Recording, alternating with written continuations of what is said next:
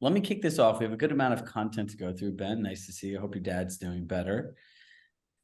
Tanya's in an exciting hiring phase, right? I'm very happy to see that you're getting some help, and that'll like a good way to kick the conversation off. So I'm going to call today crystal ball trends. And I've had a pretty good knack for my entire business career, especially in real estate, predicting kind of what's coming next. So a few things. The first thing I want to encourage everyone to do is do not post that Instagram image that says interest rates are supposed to go down 6 times next year.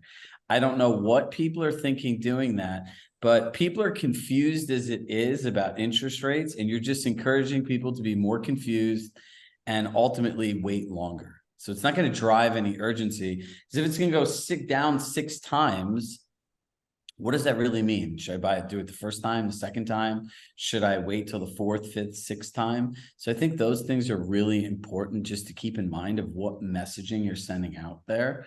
I saw one person post it the other day on Instagram, and it had like a clown circus next to it. Like, like, what are you really saying to consumers when you do that? The next thing that I want to talk about is these whole buyer agents lawsuits.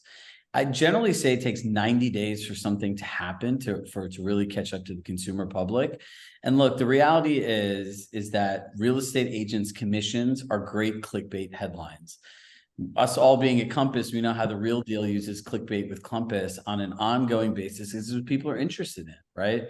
You know, if you really keep in mind that a real estate agent is the most expensive luxury service a person will choose to invest in their lifetime, minus, as someone reminded me, plastic surgery, but that's like an optional thing as well. But if you think about it, if you couldn't afford to guarantee Ben's compensation on a buyer's agreement, you'd ultimately go find a house on your own. If you couldn't afford to sell a house and you didn't feel like you had the money to pay an agent, you'd sell it on your own. So it is a luxury service. And I think all of you are best positioned for what comes next. So I believe over the first 3 months, right, and continuing on from now, people are really going to question, what does a real estate agent give me in exchange for the compensation that I pay, right? I'm just going to use Ben because I know his business really well. And look, Ben's really buttoned up and he's very clear as to what he offers, what his position is, what his role as, how his service shows up as an advisor, right? So, you know, his clients, I believe, have a very good idea when he goes on a pitch, what they're getting from him, his team. And remember, our goal is to bridge the gap. If you look at all of your materials and what the words that you say, the things that people touch, what people are reading about online about you, there's that gap of what you feel you offer and what you feel they're getting. And that's the most important thing in justifying any kind of real estate fees. I remember talking to somebody last week and they were in Malibu, you know, as we're all here in the Northeast, like freezing cold. And he was sitting outside on a porch with bad internet service, trying to have a business call because he was waiting for his client, who's not present in this property's alarm company, for 4.5 hours. Right? There's so many things that we all do that we don't ever get any recognition or acknowledgement from. The last time I checked, helping somebody buy or sell a home does not require you to sit somewhere 4.5 hours. Who's ever done something well above and beyond their job description? Probably everybody, right? So this is why communicating your value proposition is the most important skill that you have. And the second thing I want you guys to all start thinking about is how your service reflects high-end hospitality. There's a book called Unreasonable Hospitality. I encourage all of you to read it. And if we all started adopting more of like a 4 seasons curated experience integrated into the way it shows up for our clients, you will all quantifiably make more money. So if you think about what success looks like, hey, Allison, if I went and met the Goodheart team, I really should just show up and share all the things that are important to me, my hopes, my dreams, my desires, my wishes, my wants. So David's holding up the book. And from there, she just curates the entire experience. It's very similar when you go to a high-end department store. They'll get your size. They'll ask you what you want. You kind of sit there. They'll bring you some wine, some champagne, and they just bring you the things that you want. They really curate the whole experience. So I would encourage all of you to start looking at your businesses more as high-end hospitality and in the way that you communicate the value you offer through your multiple team members. Because I believe now there is a serious distinct advantage for people that are operating in partnerships, that have teams, that have staff. Because the idea that every real estate agent gets paid the same amount of money, regardless of knowledge, experience, resources, and technology, is crazy. And that, I believe, is like part of one of the cruxes of this lawsuit, right? Why should some part-time agent that does not work, does not know the market, doesn't have a team, doesn't have resources, doesn't have technology, why should they get paid the same amount of money as all of you? Does that even make sense?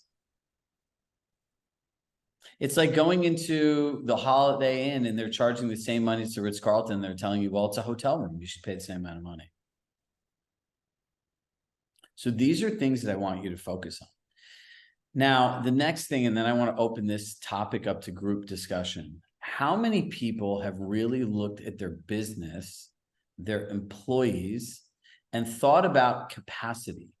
Meaning, if interest rates are going to go down as they forecast, and that's what's going to happen, what we all need to plan for is capacity issues, because we don't want to end up like we were during COVID. Do you remember COVID where you felt like you're working 24 hours a day, 7 days a week, and it never ended? Did anyone else feel that way?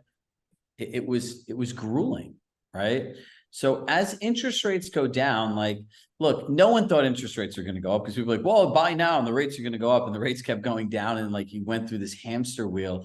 But now that they've essentially doubled over the course of 18 to 24 months, people now, as the rates go down, are going to start thinking, you know what, let me buy now. I have some choices. I can always refinance later. The rates are potentially going to go down again. But I want to make sure that all of your businesses are built for capacity. So when you think about capacity, this is more about like strategic intent, and it's about being sales. You know, a great sales business and a presentation is sales, systems, and customer service. And systems and customer service go to keeping the promise you make people on your sale. So I want to talk about is, has anyone spent any time looking at their business model, the people that they have working there, and what the actual capacity is for each person?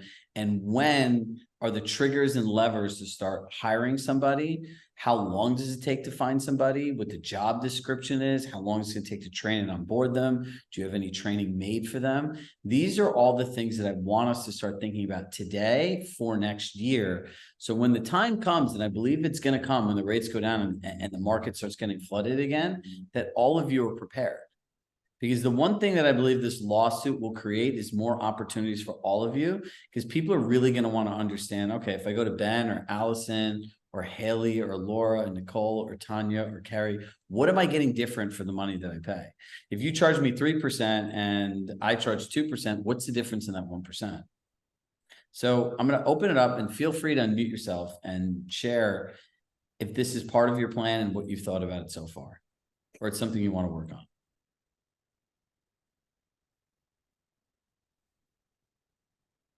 I can jump in. We have thought about it, and we've been on a hiring spree. I know a lot of people are talking about scaling back. We just hired 2 staff roles. One was a replacement role, and one is a support role for both Daniel and myself. She started Monday, so yesterday, and it's a full-time position, approximately 40 hours a week. So we're in prep for that. We're hoping that she's going to really work out. It's basically to overflow everything that we can't get to or don't want to get to. So we're definitely in that frame of mind. The other one is full-time videography. We've had someone for a year. We really liked having someone on staff who understands our brand, what we're looking for, that we're looking for not only property showcase, but someone to video us if we want to do something for the brand. So that's been replaced. So we're talking about that a lot. And we're also changing our director of operations role to incorporate that with our support person. So in terms of capacity, when in your business plan do you know you need to hire another person? And what do you think the capacity of this individual is? So we realized when our director of ops was sort of getting burnt out with how much we were giving her, because her role is kind of integrated between marketing, accounting, personal assisting, administrative and then miscellaneous, that we had to start taking some things away, but we also needed showing help and more, just more, that we needed to bring more in. So what I want you to think about, right, is who helps with the transactions and supporting the transaction support of a deal. That's director of ops. So the question is how many people, like, what is the deal flow that she can do? And at what point are the triggers and levers that say, okay, my business is growing like this, we're getting more and more inquiries. At what point do we start thinking about hiring another person for this role or somebody to support this person? You don't have to answer this. And the point that I'm making is, anyone ever see the show 24? All right, most people. Do you have an idea what it is, Laura Lynn? It's like 24 hours. There's like a major crisis, and it's literally by meeting, and they have the most dramatic clock that's like at the commercials, like do, and it's happening all in real time. And what I find when we go into like strategic intent with this, people will solve today's problem, right? And what you don't want to do is, while you have downtime and space, is not solve and build the plan for the future. So I want you to be clear that says, okay, based on our past experiences, when this person gets to X, we should start interviewing for Y. This is what Y does. This is what the compensation is. This is based on our past experiences, how long it'll take to interview somebody. This is how long it'll take for us to hire somebody. And this is how long it'll take them to train them and them to be fully operationalized. The crazy part is it's probably like a 3 to 5 month process. Mm-hmm. And if all of a sudden you hit the button when you're completely overwhelmed, it's bad, right? You and I specifically talked about burnout. So, right, let's talk about the tale of two cities. Look, in the end, the thing that you're probably thinking about, this is great, Chirag, but what happens in the end? 2 months later, I don't need to hire them. Well, then you don't need to hire them, and you just spent time on some interviews. You've learned more about the process, the role, the types of people, how long it takes to staff it. But if you're doing that one side of your business well, like market demand, you can't control, but you can track your numbers, your analytics, the performance of people, how much people really can do. Because look, in the end, do any of us tailor a pitch like, oh, our staff members are really busy and they're overflowing, like, let me offer a little less? No, that's not how business works. Right. So I talked to Allison. We've talked about this as well, too. So what is your roadmap for next year in terms of hiring look like?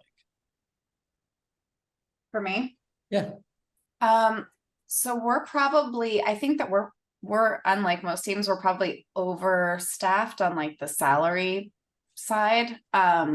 Which means like in the spring, we're probably at perfect capacity. The rest of the year, we're probably got some room. So we've started trying to get sort of our staff more involved with helping on the sales side when it's slow to try to generate some more business.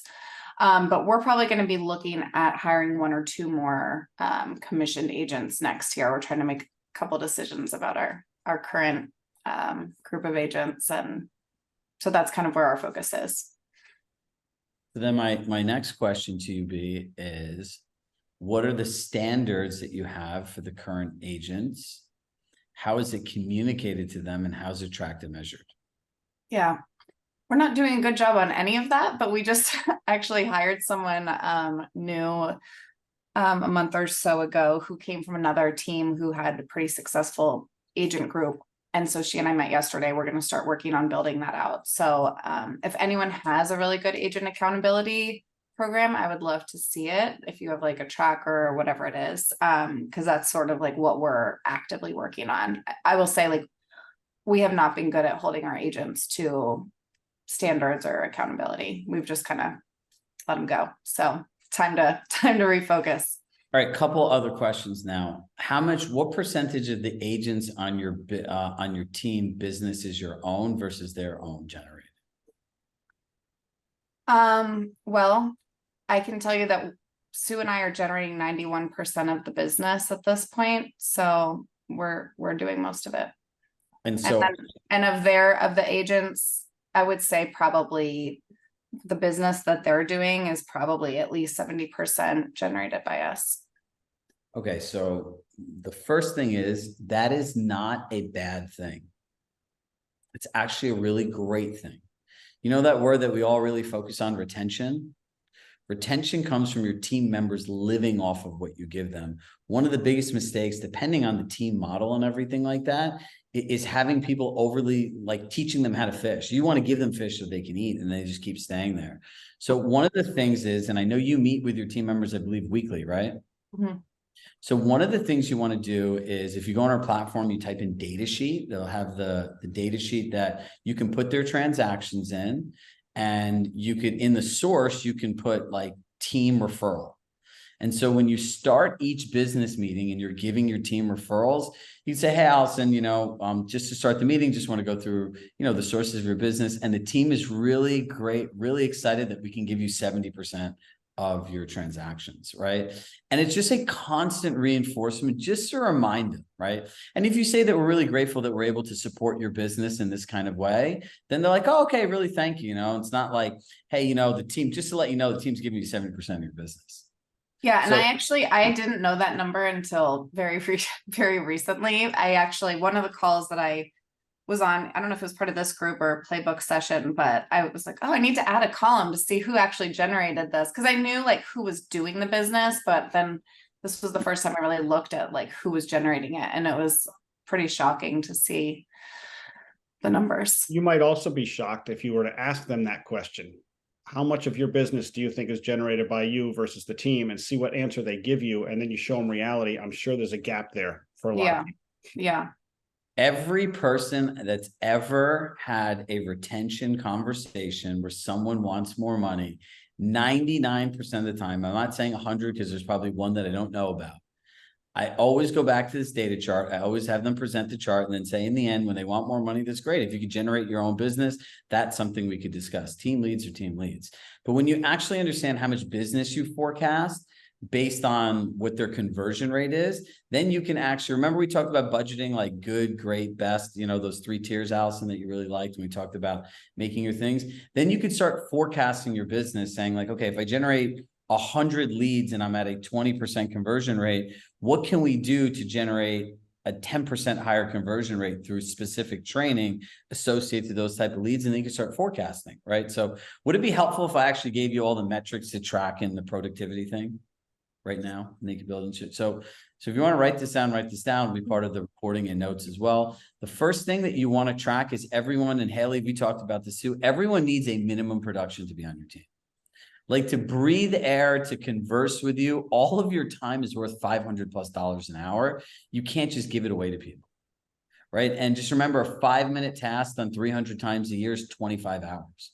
So think about all the opportunity costs that you lose with some of these team members. When you look at what you make off an agent, most people don't factor in their cost of time and their cost of goods, right? The marketing, the branding, the things that you pay for. That's like the real profitability. So you have agent production, right? Number 2, you want to know what percentage of their leads are theirs and your own. Number 3, another column, you want to know where these leads are generated from. And the reason that I want you to know where they're generated from on your type of leads, so you know what specific type of training you want to spend time with them doing. So what, Allison, is a large percentage of your business of generated leads? Where does it come from that you give to agents? Mostly the ones that we give out are from our website, SEO. Perfect. So if you have an SEO leads, you have an idea, since you've converted a lot of it yourself, who the agent persona is, what type of conversations, what fear, doubts, concerns you have to overcome. So based on that, break the skills that they need into like 3 or 4 different skills and train each skill to mastery. You can make, here, hold on, let me just show this to you.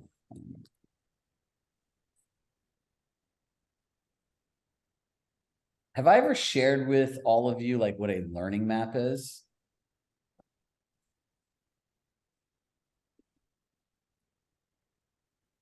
Okay, here's a learning map. So if you have a specific type of lead, we'll again share this template with you. I would build out a learning map. right? A learning map goes through the specific skills they have to learn. And it's like need to learn, learning, mastery, and what the outcome is, any applicable catchphrases, and a priority. But this way they're learning 1 to 2 things at once, and you define what mastery looks like. And then over a period of time, Allison, we could train these people to master the skills that they need to convert your leads. Because outside of that, nothing else matters, right? Then the next thing that we want to track is a lead conversion score. How many leads did they get versus how many they converted?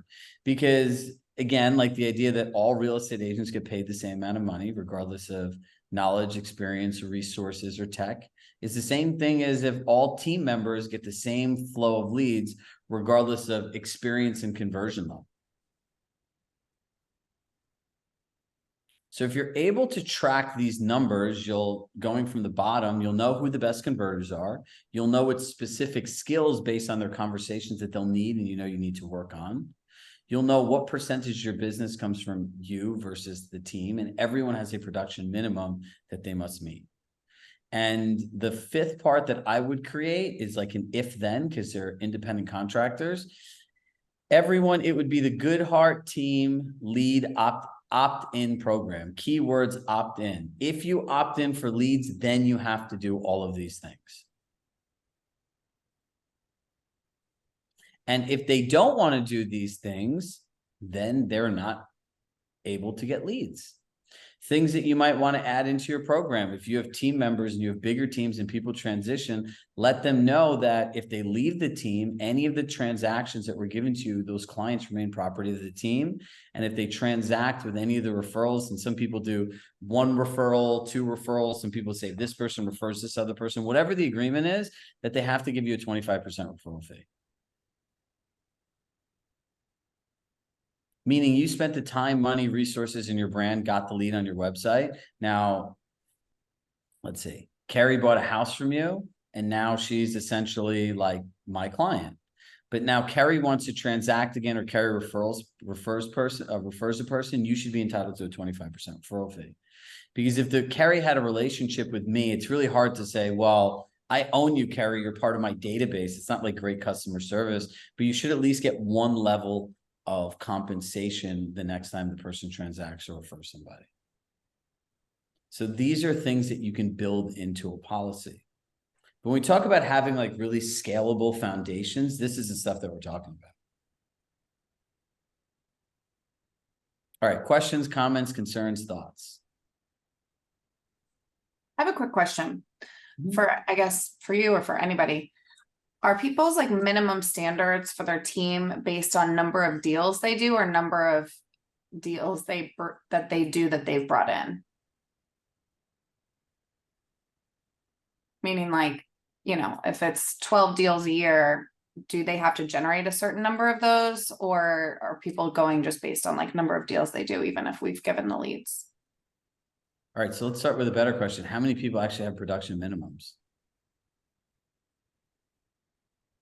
I mean, we've got one, but we don't enforce it. Yeah, and we're in the same category. We have one, but we don't enforce it. It really more depends on what else they're doing to provide culture and support and all that to the rest of the team.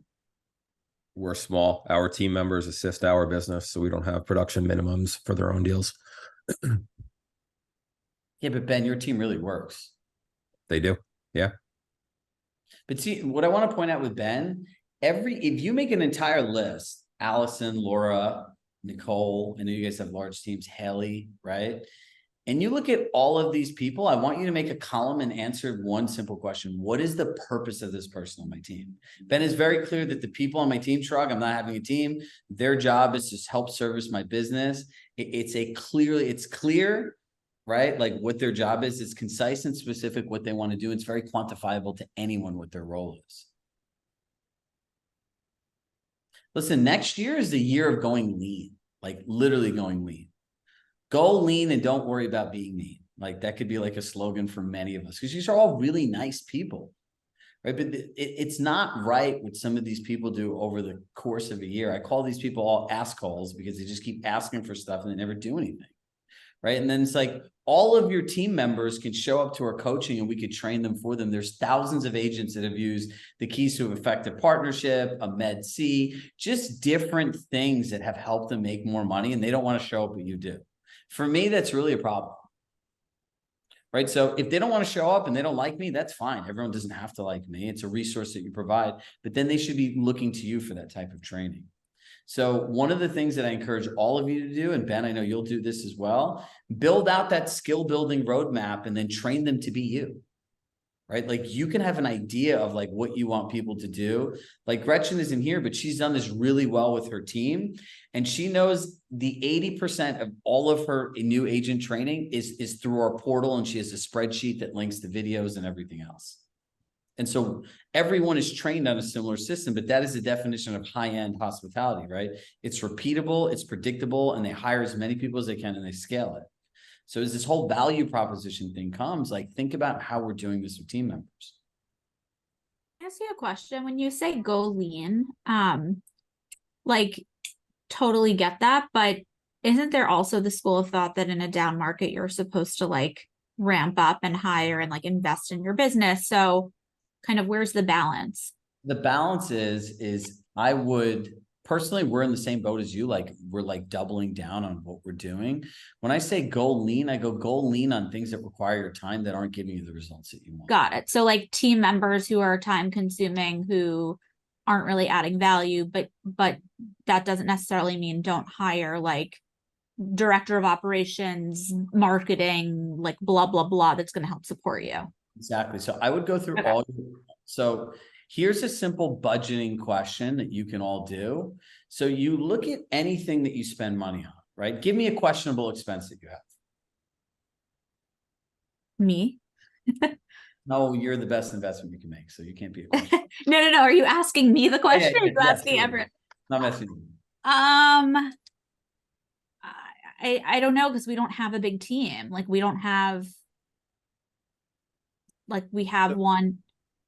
So if you look at a person, right, and there is a gap in their business between where they are and where you want them to be, right? So the first question is, can they invest the time necessary to fill that gap?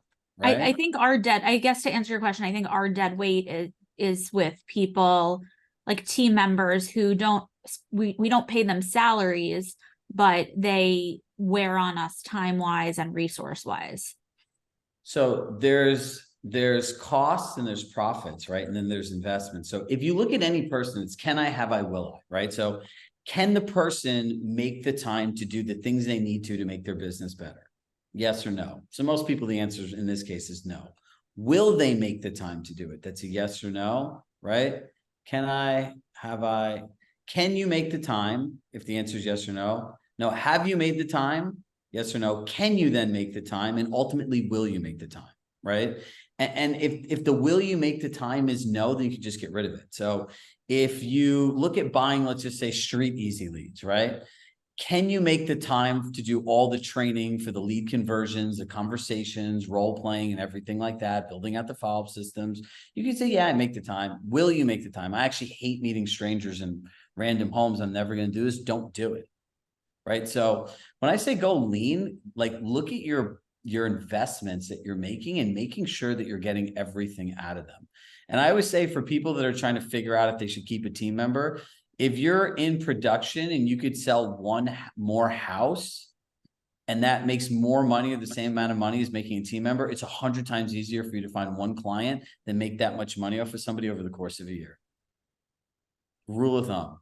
If you could sell one more house than Allison that replaces a team member because they made you $28,000, just get rid of it. It's much easier for you to spend one client, because if you literally took all of that time, you put it in a jar and it was sand and you just drain that sand, making client calls, coffees, dinners, and all the other things that we try to have time to do, you're infinitely going to be ahead. And then you could just hire more people to service your clients. Like Ben does, a director of operations. I think actually, wait, I'll save my great opportunity until the end that I think all of you could do. A handful of people we have from both groups are doing this, and I'll encourage anyone else that wants to join to do it too. Does that make sense, Tanya? Yeah. Because in this down market, so many companies have laid people off. Like when COVID happened, it was like the greatest talent pool in the world. Right now, they're extremely talented people that are having a very hard time finding a job. So when the market's great and everyone's busy and everything's profitable and everything like that, they don't let go of these kinds of employees. There's amazing executive assistants, there's amazing marketing people, amazing creatives, tons of people if you really spend your time doing this. And that's why I reached out to you and Allie. I sent you a message. I'm going to call you about, really thinking about situational hiring. Does anyone do that during their interviewing process? Okay. Does anyone want to know what that is? It's infinitely helpful. When you hire anybody, they're going to show their best version of themselves the first time they meet you. But really what you want to do is and most important, see how someone thinks. How they think is going to be indicative of the experience they're going to provide with you. So list out 3 to 4 of the most common situations, like one that's easy that they have to do every day, one that's a little more challenging, one that's difficult, and one that's impossible to solve, right? 4 situations. And ask them, give them like it's almost like a game of Clue. Like, here are all your clues. What would you do and why? And you can ask 3 questions. And see what they do, see how they respond, see what questions they ask, see how they take initiatives, and see how they work in an unsolvable situation. And by doing these kinds of things in situations, you will quickly see how people will react and treat your clients, your team members, your community, if it's in alignment with your goals, values, and expectations. The reason that this approach is so effective is because most of us, when we go into the hiring stage in any business, we've already gotten some level of confidence that this person is at least worth talking to. Maybe somebody else told them this person performed well on their team, or we saw a resume of some kind or something like that. So we have some interest in the person. But the interview conversation is such a poor representation of what actually doing business together is like. It's almost crazy that that's how we tend to hire people in the business world, right? We have a conversation with somebody about business, but we don't have any experience of what it's really like to work with that person. So once the person gets hired, we start to realize what it's really like to work with that person. And so a conversation sitting across a table from somebody, trying to get to know somebody, is a very poor way to really understand the totality of what it might be like for that person to work with us. So you could say, well, why don't you hire somebody for like 3 months and then decide whether you want to keep them or not? Okay, fine. That's a very different approach. But at least as far as the interview conversation goes, you should be putting actual case situations in front of them, because they will be facing those things at some point. And this gives you some insight into how their brain works and how they might approach challenging situations that they're going to face later. We've done that when interviewing assistants. We've given them tasks to come back to us within 24 to 48 hours. To do a social media post or create a newsletter, and just give them an address and run comps if they've been in the business before. Send us a CMA, and we see how many questions they ask us during the process and what the result looks like. And how do you think that's worked for you in your team's case? It's been fantastic. Got it. It really shows us. Some of them come back with 20 questions, and we realize they're just not the right person for us. And some people that just get it done, and then they call us to review it when it's done to make sure that it's up to our standards. That person's great. Tanya, where'd you go? I got one more nugget for you. So the other thing I want people to focus that are doing administrative processes, right? You can record a video on Zoom of you doing something, right? Not complicated, not novel. I didn't invent this concept, and say, hey, Chirag, I want you to watch this video and break it down, because these are operations people, so they need to be able to build systems, right? Break this down into a step-by-step process and checklist. And before you submit the final one, feel free to ask any questions that are important. And it's amazing when you do this, how many times people ask questions without watching the whole video, which means they're going to want their hand held, and like you're literally going to end up doing their job for them. And then you'll see people that will come back and say, hey, I know you do this really well, but did you think about this? Or could we do this to make it better? You'll see, right? There'll be people that don't watch the whole video. There'll be people that'll try to change the way that you do everything because it's only their way. We've all had employees like that. And other people that really follow directions and ask insightful questions and say, hey, Allison, I've made this checklist for you and Ben. My questions is, What's just your overall feedback, and what additional will be most helpful here for you and the team to be able to get what you're looking for? So it's finding people that want to scale your vision, your customer service process. It's very different. All right, so we've gone through a lot of content here over the last 38 minutes. I'm trying to be mindful of information overload. So who here has questions, discussion points, anything they need support with the group from?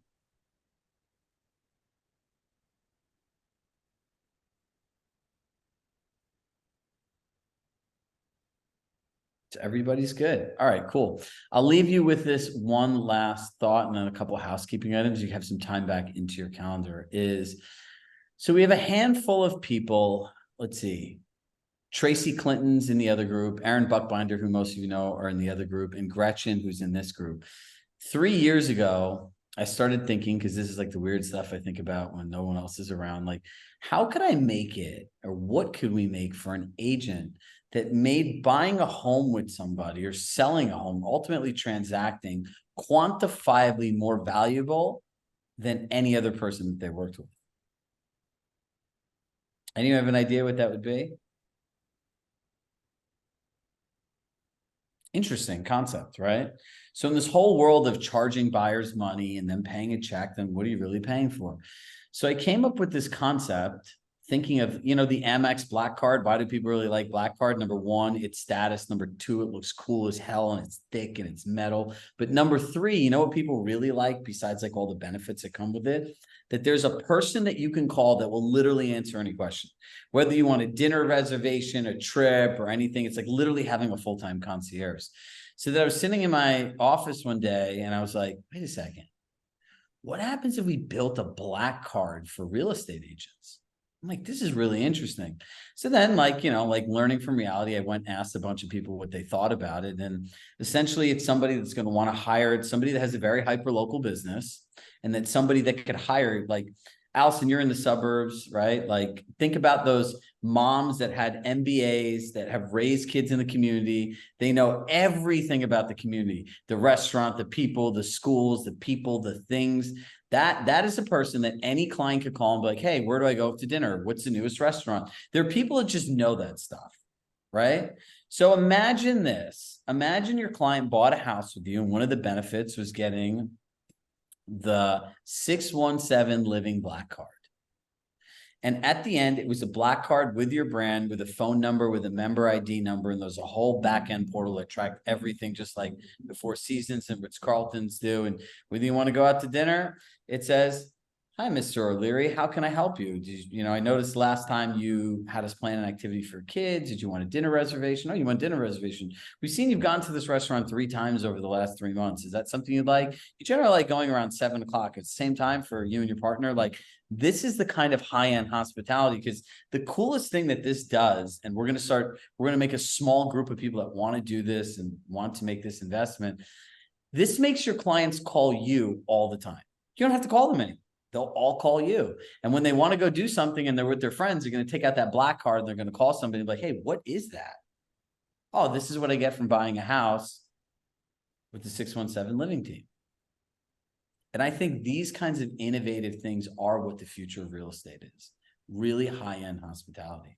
I'm desperately trying to find an agent in Westport, Connecticut that wants to do this, because selfishly, I would love to use this all the time. My realtor, Karen Scott, I call her all the time for these kinds of recommendations, all the time, for years now. And I'm like, this would be so helpful. But the next level is a person that knew everything about you, because it was all on a CRM. So you can't build this in a Compass CRM. Like, we would have to, there are definitely some things that we're going to have to create together. If you want to look at sites that do stuff like this, look at a site like Gladly that is like very customer service based, like the text message gets integrated into there. It's all different types of things out there. And through this whole world of Zapier and no code, you can actually connect a whole bunch of different software together and make something really cool. So we have a group of people that, as to Tanya's point, is investing in a down market. They're really excited now. They're really starting to bug me to do this. It's a cool concept. Yeah. In New York City, I think it would fly. Yeah, I think it could do well. I mean, listen, in every market, it's funny. If I'm going somewhere, I ask the broker that I know in that area, hey, what's a good restaurant? Hey, where's this? You know, I don't reach out to my friends that live in the area. I reach out to the broker that I know because they usually know everything. Ben, someone on your team's visiting Alexandria this week and reached out about I heard he's going to come see you. Yeah. Yeah. He's looking forward to that. That'll be nice.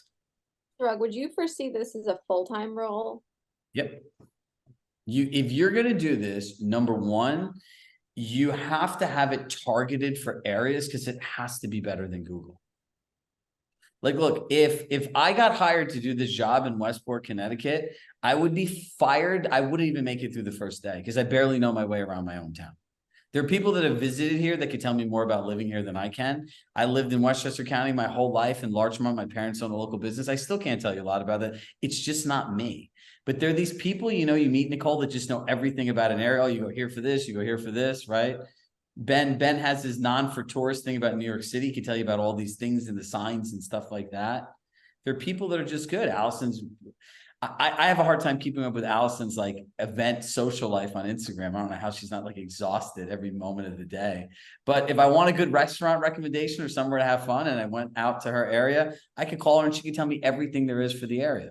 So you're probably going to budget like probably a $70,000-ish salary, depending on where you are. And it's somebody that's had to live in the town for a certain amount of time.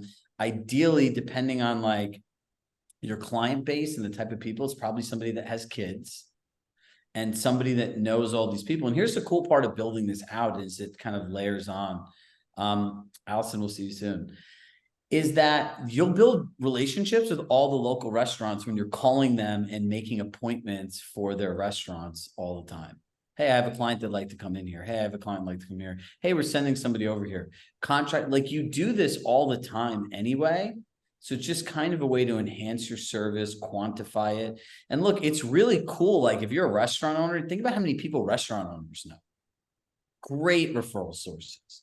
So they're like, yeah, I have this real estate agent. I work with Ben. We actually get a ton of new people in here because he has like this black card. You can just give him a sample card to show people. If you bought a house with Ben, you get one of these. People buying $5, $10, $15 million homes are going to want a black card. Because remember, in the consumer's eyes, they think all of you are the same anyway. So if any of you have any inkling in this, just shoot me a text and I'll add you to the list and we have to figure out logistics and everything else like that. But I think this is something really cool to work in to your business model in 2024 and beyond. I have a question on the buyer agent agreements outside of this topic, if we could go to that. Yeah. I've been checked out for the last like 3 to 4 weeks, so I haven't been involved in a lot of the conversations in it. But, my business is mainly listing side. But for the buyers that I work with, rather than telling them it's a 2.5 or 3% fee to me as the buyer's agent, can I structure an agreement that just states that in the offers that we're going to be presenting, just letting you know, I asked the seller to pay me as a buyer's agent 3%, rather than asking them to pay me? Well, that's my standard fee, and it's not something that they're paying. It's something that's going to be negotiated into the offer, and we're still going to be negotiating the best possible price, including our fee. Yeah. So a couple of things. Number one, just because of the word lawsuits and antitrust, just don't use the word standard, right? You can use the investment, our fee is just that whole word standard is just, I don't know. In Sherman antitrust, like your mom's an old school MLS board head. So ask her about using the word standard. She's like, no. So the other thing too is, look, what we're seeing in other areas of the country, you're starting to get to listings that are offering 0% compensation. It's not normal. It doesn't happen often. You're just solving worst case scenario, right? So things that you want to think of and personalize in your own agreement is if they only want to pay 2%, if they only want to pay 1%, if they're only offering a fat fee, right? You can always build it into the thing and raise the price kind of the same way people do seller concessions or seller paid closing costs or any of those things. But just think about what feels good for you to do. Right? Because the question that I would have if you said that to me is like, great, but what happens if they don't want to pay my compensation? Do I have to pay you money? I'm assuming they're going to want to sell their property, and we're the best possible offer because any educated broker is going to be offering in the same range. Yeah. So so now if they go to another person, right? You know me, the man of many doors. Now if they go to the other person and say, yeah, I charge 2%. Right? So I don't think there's a way of just telling them they're on the hook. you can also show them too, the same way you can show a seller that wants to offer out 0, that the majority of properties still offer a compensation. We're Yeah, just secure an agreement that if a case ever comes that we're not able to collect compensation, that we need to get paid for our services. And we could say up to this date, you can wholeheartedly say, I've never had this happen once. Yeah, and we could always say that we'll show you the full comp report, and that inclusive of the fee, you're going to get full value on the property. I mean, that I don't even think you need to explain it that much. You could say, look, co-broking is like this. This is a new thing. And really, we just want to explain to you what are the exact services you get in exchange for the compensation we receive and how we're compensated in a transaction. Just keep it very simple. we had a seller, I went on a pitch with one of my guys last week, and the seller said, well, I heard I don't have to pay the buyer's agent anymore. So he's like, so what's your fee going to be? Just 3%? I said, no, we're 6%. You still want to pay the buyer's agents 3%, whether it's they ask for it in the offer or we offer it up front. This is still what it is. You want the entire brokerage community fighting over selling your property. If you're not offering a buyer's agent, the property's not going to be shown. He's like, well, don't you have a database and you're just going to show it to your clients? I said, is that all you're looking for? I said, then we don't even have to list it.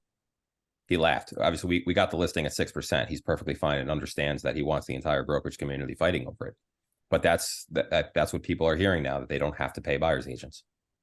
Yeah, and I say to somebody, like, if you want to go like a data-driven approach, when you show up with the comps, you highlight the commission. And the question you ask them, be like, look, I can't speak for other agents or buyers if this will impact it positive or negatively, but let me ask you a question. If you knew you potentially had to pay a 2 to 3% commission to your agent just to see a property and buy it, would it impact your ability to see the home? Or since there's a surplus of inventory, you might just go somewhere else? And just plant the seed in their head. Most of it like, yeah, you're right. Like, okay, we'll just offer out a commission. Then the other people, the other one that comes up all the time is like, you know, it's 6%, Ben, can't you just do both sides at 4 and we're just going to offer out 0 and you can make a little more money? And that's when you really want to be prepared to say, are you aware of what a buyer's agent does in exchange for the compensation? And in New York City, it's one level easier, because if you get into agency disclosure and you actually explain what dual agency is, no person that's paying somebody $30, $40, $50, $60, $70,000 wants somebody that cannot give them professional advice. It's a little harder in this case about representation. In how many people are in transactional states? Anybody? All right, so you're all agency disclosures is much easier. Like Florida, in Florida, you represent the transaction. That's what you represent. Yeah, my only concern is going to be if developers start saying they're not going to pay buyer's agents in New York. That'll become a huge problem.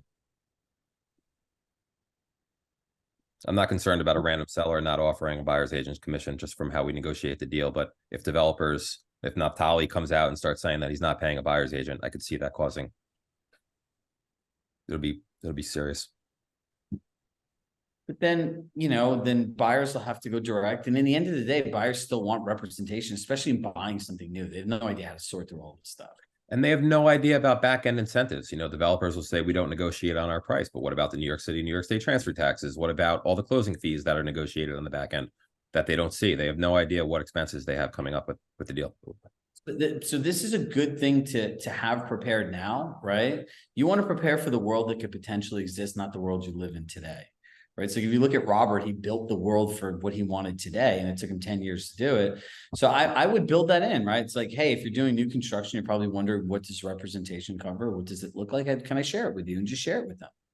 In the end of the day, you save these people more money and provide them a better service than they could ever get in trying to save money and go on their own. And those Weasley people that just want to do it on their own, they're the same slime balls that are not slime balls, but the slimy people are the ones that are going to be your friend and still look on their own and try to cut you out of the deal. But there are people that can represent themselves and will represent themselves. And those are just the people we don't want to deal with.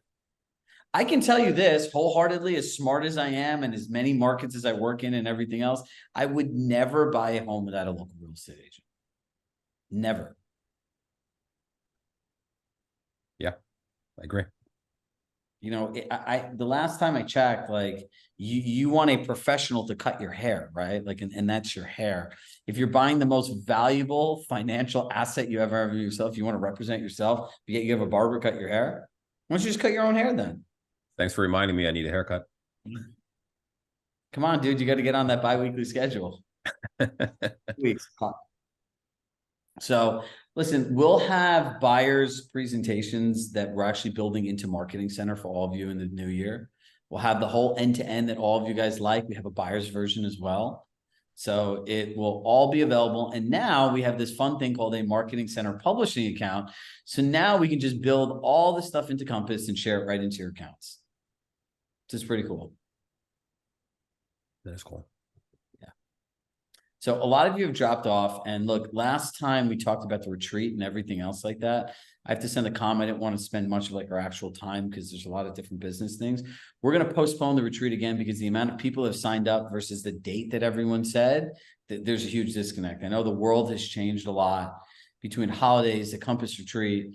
We based the dates that we picked on the feedback that we called and asked everybody for. And look, for those of you who came here, these retreats are incredible experiences where you get to meet and connect with new people and learn, but they're not good unless we have a good, large group of people. So, you know, when we all planned this to go international, it was in a different world and a different economy. So I want to sit down again, and our team will go through asking everyone when's the best time next year. And look, if we have to host it somewhere new, like locally, maybe we'll host it in New York City, right? Everyone who doesn't like going to New York City. So then we can get Robert and Rory and get some of the Compass people here, right? Essentially, what we really need is a room and a place where we can just meet every day. And then there's all the different experiences and stuff that we could have with private chefs, going out, doing things together, right? So we could figure something out, whether it's a more domestic location or if people still want to go international. But what I found is everyone wanted to go international until we picked an international place. First, we picked a place that was too far, then we picked somewhere closer. And still there's some sort of gap in terms of people making the commitment to go. But when we did it here locally in Westport, Connecticut, you all just flew in and you guys were all very happy. So I feel like someone's market would be nice, whether it's New York City, Miami, or Florida, wherever you, whatever you think. I think we should all go somewhere warm for the people here in the Northeast. I wouldn't mind jumping on a plane to Florida, but New York City sounds nice too. Yeah. Well, New York City in the early spring would be nice. That'd be beautiful. Yeah. Right. So I don't think A we lot to do. You have the corporate office. Yeah. And if we're all of us, because we'll put both groups together, I can get Robert and Rory both to individually spend like an hour each of us talking about some next level stuff that you'd never hear anywhere else. Yeah, that could be nice. Yeah. So just something to think about. We'll go back to polling everybody again, because, you know, it's not what we want. It's what all of you want. And look, we want to make it so that in my mind, at least 80% of people from both groups attend, because there's such a value in all of you meeting the other people from the other group. So I will share this in an email before the end of the week. We'll put the recap together, and I encourage you to pick one item from the session and try to implement it in your business in the next 30 days. So if you guys need anything, you have my email, you have my cell phone, call, email, text me.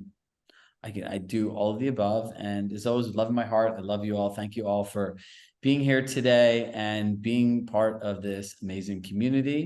And look, if I don't speak with you before that, Happy New Year's, happy holidays, all the happy things. And if I can tell you one thing, please just turn your phone off and enjoy your life on those days. There's no transactions. There's no real estate. I will share with you personally, I turned my phone off on Wednesday when I got out of work, and I didn't turn it on till like Friday. Oh my God, it was such a great experience. Like I felt like I got to live so much life and experience so many memories. I literally just turned my phone off and turned my phone off and I put it in a drawer. And if your businesses are really working well and you pay all these other people, this is a good time to test your system. So I hope everyone has a great rest of the day, and we'll see you all soon. Bye, everybody. Bye, Bye, guys. everybody. Everybody, bye-bye. Thanks, Chirag. You're welcome. I got your message too, Laura Lynn. Okay, good.